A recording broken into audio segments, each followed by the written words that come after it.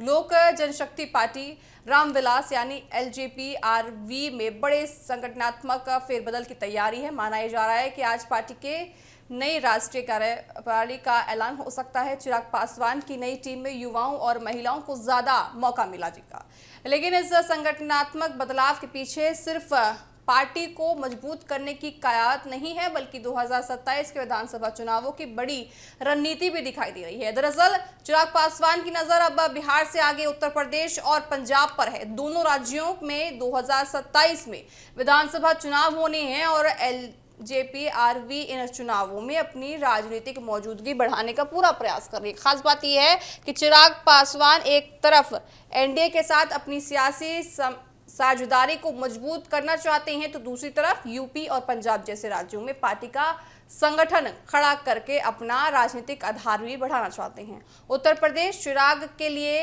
इसलिए भी अहम है क्योंकि यहां बड़ा दलित वोट बैंक है।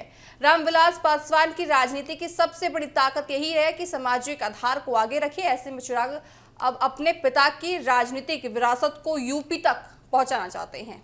लेकिन सबसे बड़ा सवाल सीटों का है कि एलजेपी-आरवी यूपी और पंजाब में एनडीए के साथ मिलकर चुनाव लड़ पाएगी।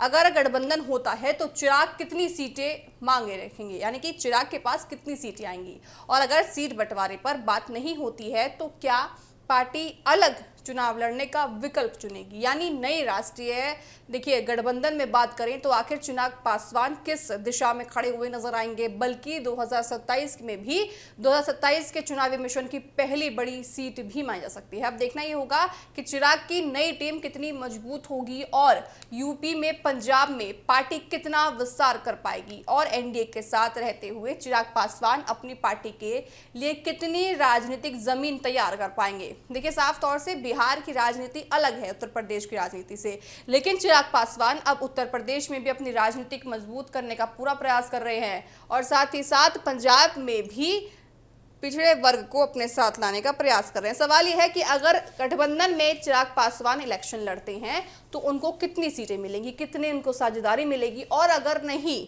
अगर वो अलग चुनाव लड़ते हैं तो क्या उसका फायदा चिराग पासवान की पार्टी को हो पाएगा, रामविलास पार्टी को यहाँ उसका फायदा होगा या नहीं। और अगर बीजेपी से अलग हटके यानी कि एनडीए से अलग हटके चिराग पासवान चुनाव लड़ते हैं तो क्या वो जीत हासिल कर पाएंगे, इस पर भी सवाल लगातार खड़े हो रहे हैं। चिराग की नई टीम देखिए, आपको बताएं कि चिराग पासवान उत्तर प्रदेश में अपनी राजनीति सक्रिय करने का पूरा प्रयास कर रहे हैं। उनके पिताजी के आदर्शों पर चिराग पासवान चलने का कोशिश कर रहे हैं और नई टीम के साथ यानी कि टीम में नई जोश के साथ काम करने का पूरा प्रयास चिराग पासवान करते हुए नजर आ रहे हैं।